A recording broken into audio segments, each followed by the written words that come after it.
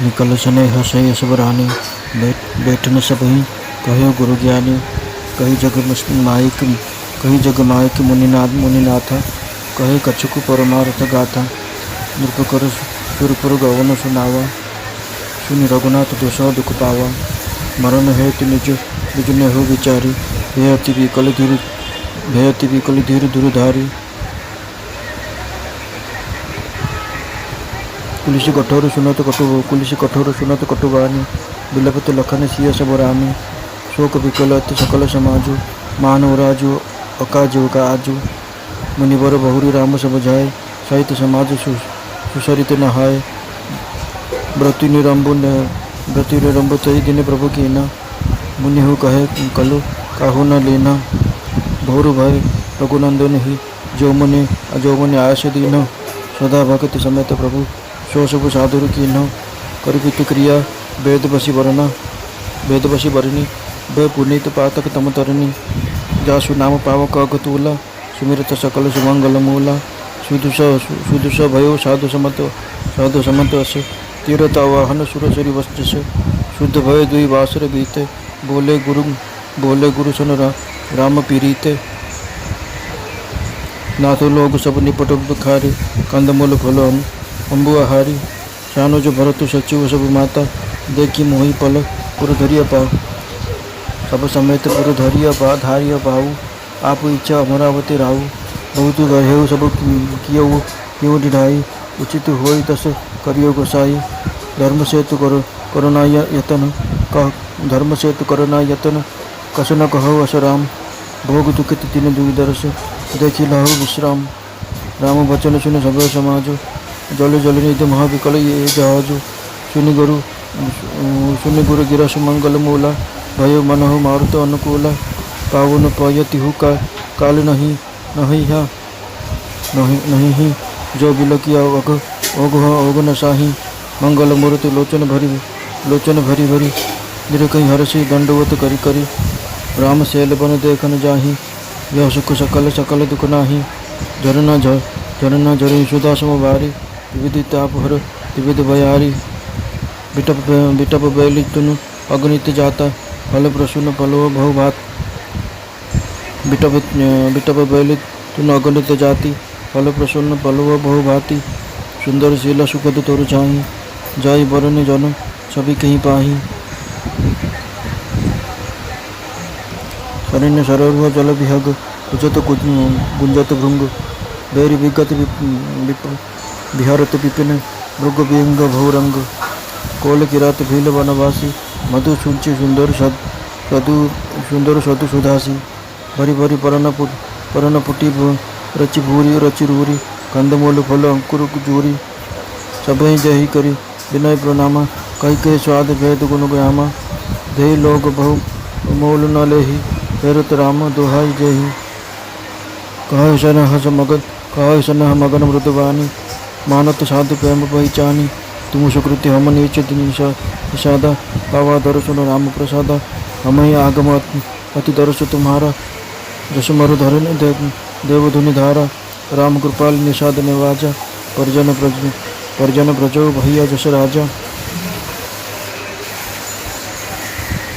यह जिया जान सकुच तदी, करिय चोहु लखिल देहु। हम ही कृतार्थ करन लगी, फल तुन अंकुर लेहु। तुम प्रिय पावन बन पगधारे, सेवा जोग न भाग हमारे।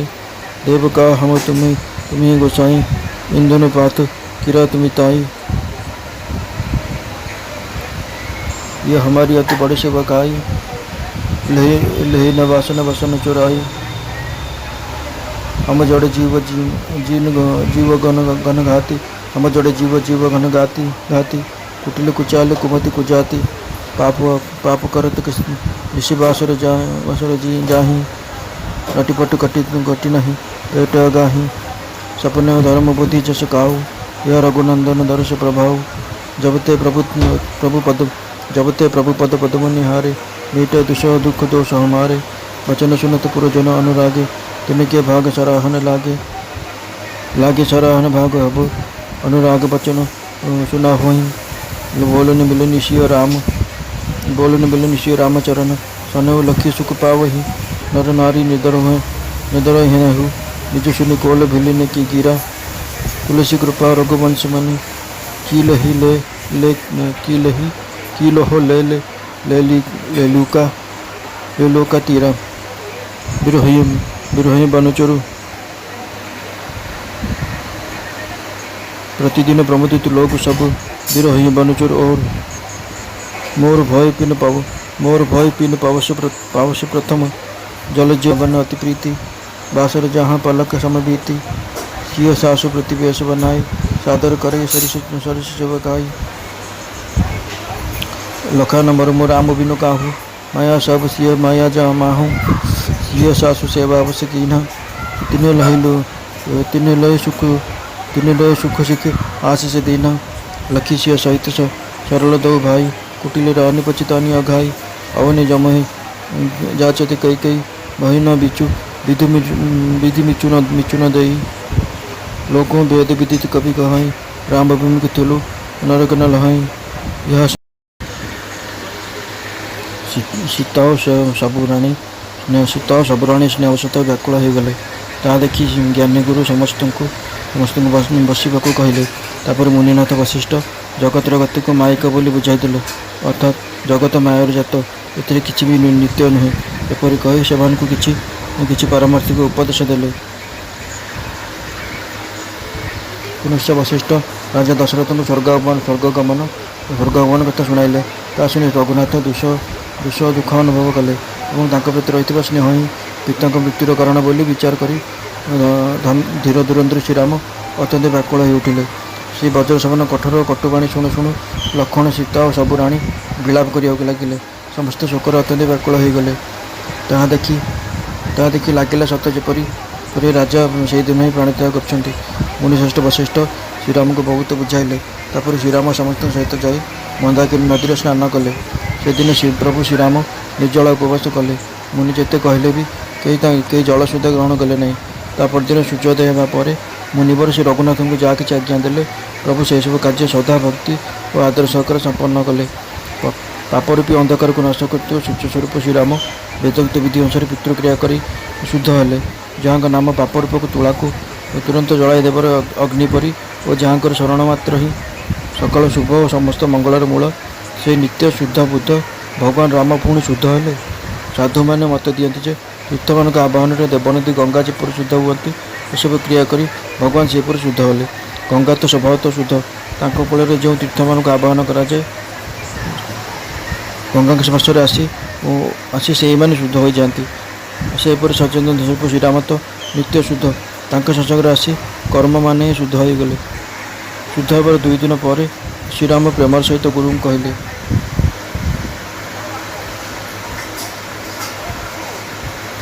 गुरुदेव एठर समस्त बड़ दुखर रही लोके केवल बणर कंद मूल फल और जल आहार कर रही। भाई शत्रुघ्न सहित भरत को मंत्री मानक तथा माँ मान देखी मोर गोटे गोटे क्षण गोटे गोटे जुग पर बीती जाऊँगी तेणु समस्त सहित आप अयोध्या फेरी जातु आपण एठार आउ महाराज अमरावती आपण एठार महाराज स्वर्ग अयोध्या पर शून्य हो पड़ी मु बहुत अधिक कही एसबू मोर दुष्टता हे गुरुदेव एथर आपण जहाँ उचित मान करूँ। वशिष्ठ कहले हे राम आपण तो धर्मर सेतु और करुणार धाम आपण किपरि यह न कहते समस्ते कष्ट रही सत तथापि किछि दिन आपन दर्शन करी टिके शांति पातु। श्रीराम को कथा शुणी समस्त डर जाते मन होते सत्य जेपर से बोईतटी मझी दरिया टलमल हो बुड़ी जावाक बसला कि गुरुदेव मंगलमय वचन शुणी से आश्वस्त हेले।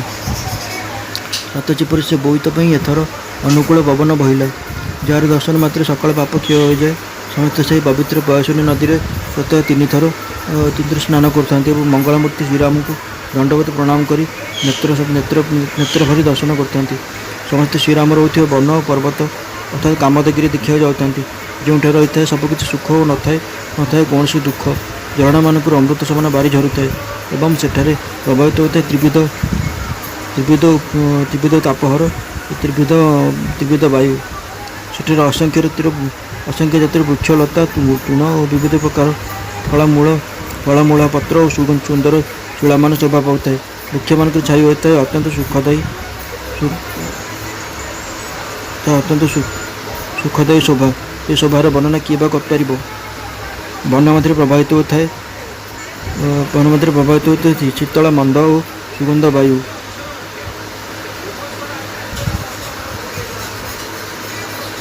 ସରୋବରମାନଙ୍କରେ ପ୍ରସ୍ଫୁଟିତ ହୋଇଥାଏ ପଦ୍ମ। ଜଳଚର ପକ୍ଷୀମାନେ ଗୁଞ୍ଜନ କରିଥାନ୍ତି ମଧୁର ସ୍ୱରରେ। ଭ୍ରମରମାନେ ଅବିରତ ଗୁଞ୍ଜନ କରିଥାନ୍ତି। ବିବିଧ ରଙ୍ଗର ପଶୁପକ୍ଷୀ ପରସ୍ପର ମଧ୍ୟରେ ଶତ୍ରୁତା ଭାବ ଛାଡ଼ି ବନଭୂମିରେ ବିହାର କରିଥାନ୍ତି। ବନବାସୀ କୋଲ୍ହ ଶବର ଭିଲାମାନେ ପତ୍ର ଠେଲାମାନଙ୍କରେ ଶୁଦ୍ଧ ସୁନ୍ଦର ଅମୃତ ସମାନ ସ୍ୱାଦିଷ୍ଟ ମଧୁ ଓ ଝୁଡ଼ିମାନଙ୍କର ମଧୁର କନ୍ଦାମୂଳ ଫଳ ଓ ଅଙ୍କୁର ଆଣି ସମସ୍ତଙ୍କୁ ପ୍ରଣାମ କରି ବିନୟ ସହକାରେ ଯୋଗାଇ ଦେଉଥାନ୍ତି ଏବଂ ସେଥିରୁ କେଉଁଠି ସ୍ୱାଦ କିପରି, କେଉଁଠି କ'ଣ କି ଜାତିର ପଦାର୍ଥ ତାହା ବୁଝାଇ ଦେଉଥାନ୍ତି। ଲୋକେ ସେମାନଙ୍କୁ ପଦାର୍ଥକୁ ଯଥେଷ୍ଟ ମୂଲ୍ୟ ଦେଉଥାନ୍ତି, କିନ୍ତୁ ସେମାନେ ପଇସା ନେଉନଥାନ୍ତି। ବିନା ପଇସାରେ ପଦାର୍ଥ ନେବେ ନାହିଁ କହି ଫେରାଇ ଦେଲେ ସେମାନେ ରାମଙ୍କୁ ରାଣ ପକାଇ ପଦାର୍ଥ ରଖନ୍ତୁ ବୋଲି ଲୋକଙ୍କୁ ବାରମ୍ବାର ଅନୁରୋଧ କରିଥାନ୍ତି। ସେମାନେ ପ୍ରେମମଗ୍ନ ହୋଇ କୋମଳ ଭାବରେ କହୁଥାନ୍ତି, ସାଧୁମାନେ ପ୍ରେମ ଚିହ୍ନି ତା'ର ସମ୍ମାନ କରନ୍ତି। ଅର୍ଥାତ୍ ଆପଣମାନେ ସାଧୁ, ଆମ ପ୍ରେମକୁ ଦେଖନ୍ତୁ।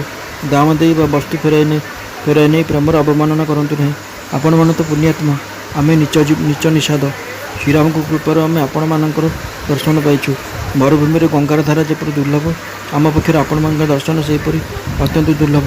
କୃପାଳୁ ଶ୍ରୀରାମ ନିଷାଦ ରାଜାଙ୍କୁ କିପରି କୃପା କଲେ ଦେଖିଲେ ତ? ରାଜା ଯେପରି ତାଙ୍କର ପ୍ରଜା ପରିବାର ମଧ୍ୟ ସେପରି ହେବା ଉଚିତ। ଆପଣମାନେ ମଧ୍ୟ ଆମମାନଙ୍କ ପ୍ରତି କୃପା କରନ୍ତୁ। ଏହା ହୃଦୟଙ୍ଗମ କରି ଓ ଆମର ଶ୍ରଦ୍ଧା ଦେଖି ଏତିକି କୃପା କରନ୍ତୁ। କେବଳ ଆମକୁ କୃତାର୍ଥ କରିଦେବା ଦୃଷ୍ଟିରୁ ହିଁ ସଂକୋଚ ଛାଡ଼ି ଫଳମୂଳ ପତ୍ର ଓ ଅଙ୍କୁର ଗ୍ରହଣ କରନ୍ତୁ।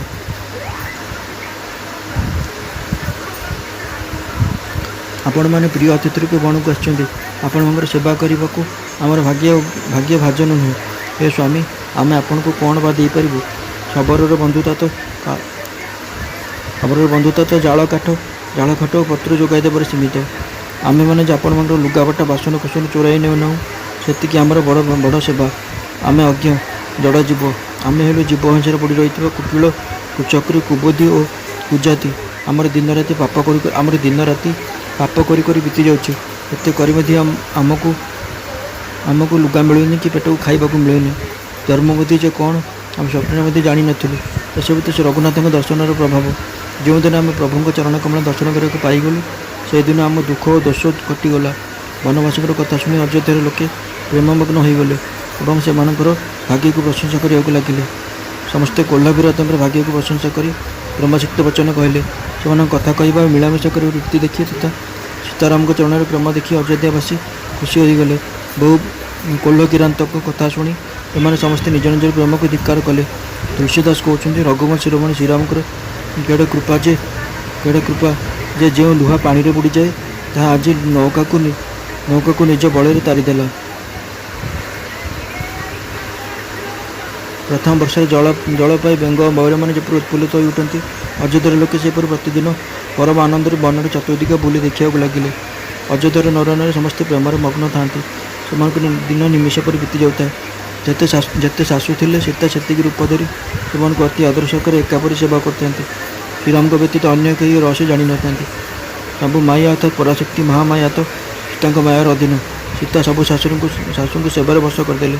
ସେମାନେ ସନ୍ତୁଷ୍ଟ ହୋଇ ତାଙ୍କୁ ଉପଦେଶ ଓ ଆଶୀର୍ବାଦ ଦେଲେ। ସୀତାଙ୍କ ସହିତ ରାମ ଲକ୍ଷ୍ମଣ ଦୁଇ ଭାଇଙ୍କର ସରଳ ସ୍ୱଭାବ ଦେଖି କୁଟିଳ ରାଣୀ କୈକେୟୀ ଅତ୍ୟନ୍ତ ଅନୁତାପ କଲେ। ସେ ଧରଣୀକୁ ପ୍ରାର୍ଥନା କଲେ, ଯମଙ୍କୁ ବି ପ୍ରାର୍ଥନା କଲେ, କିନ୍ତୁ ଧରଣୀ ଫାଟିଲା ନାହିଁ, ଅର୍ଥାତ୍ ରସାତଳକୁ ପଳାଇ ଯିବାକୁ ବାଟ ଦେଲା ନାହିଁ କି ଯମ ମରଣ ଦେଲେ ନାହିଁ। ଏକଥା ଲୋକରେ ତଥା ବେଦରେ ପ୍ରସିଦ୍ଧ। ପୁଣି କବିମାନେ ବି କହନ୍ତି ଯେ ଶ୍ରୀରାମଙ୍କ ପ୍ରତି ବିମୁଖ ବ୍ୟକ୍ତିକୁ ନରକରେ ବି